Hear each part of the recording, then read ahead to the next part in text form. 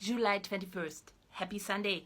Grab a coffee and let's get smarter together. Time is such an interesting topic, not least because it is nowhere to be found in the fundamental laws of physics.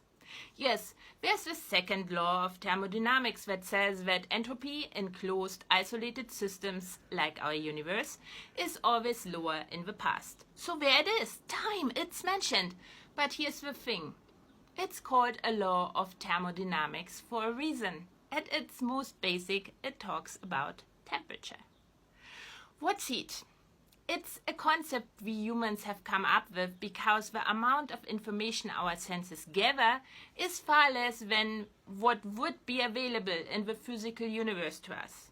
And then we again use only a fraction of that information we have gathered to generate our model of the world, what we then call reality. Hence, this reality is very blurred. We see objects like a pendulum. We don't see the molecules and atoms this pendulum is made of. When the pendulum swings, it turns potential energy into kinetic energy into potential energy and back again. Without friction of the air, this would go on forever. But there's friction, so part of a pendulum's potential and kinetic energy is transmitted on to its molecules and that of the air around it. While the pendulum as a whole moves slower, the molecules move faster, where relatively ordered motion becomes more disordered. And that's what we perceive as heat, motion of molecules. So what the second law of thermodynamics says in the blurred human vision is the present is warmer than the past. Yet look what's really going on when you think about all matter's desire to become part of ever bigger patterns. What really happens is that energy is handed down from larger, higher level patterns to smaller, lower level patterns. When bigger patterns are formed because smaller patterns merge, energy is set free because all particles find their new lowest energy state while at an equilibrium with their surroundings. That now is the newly formed larger pattern. Energy is information. So this energy is what allows the larger pattern to process and store more information.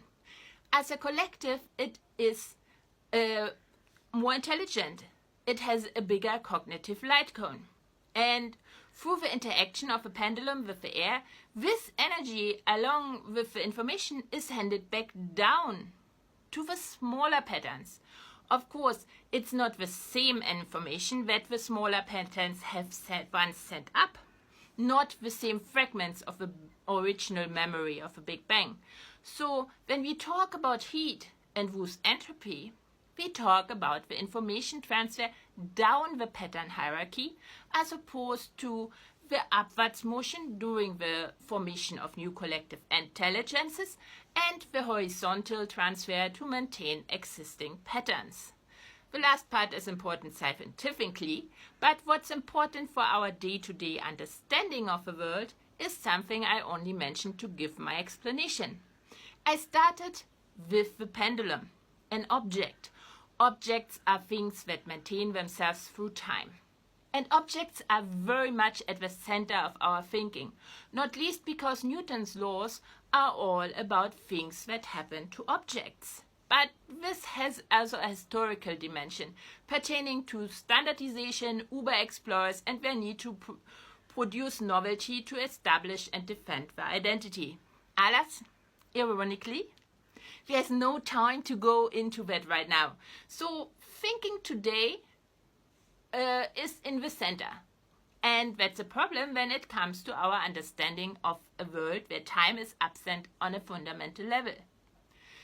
In my example, the energy transfer happens not because the pendulum exists, but because it interacts with the air. In fact, the pendulum exists itself only because patterns on many different levels have come into existence, and it will only exist until these patterns might dissolve. So it exists because of processes, of interactions. This becomes even more profound when the object is not microstatic like a pendulum, but homeostatic like our body.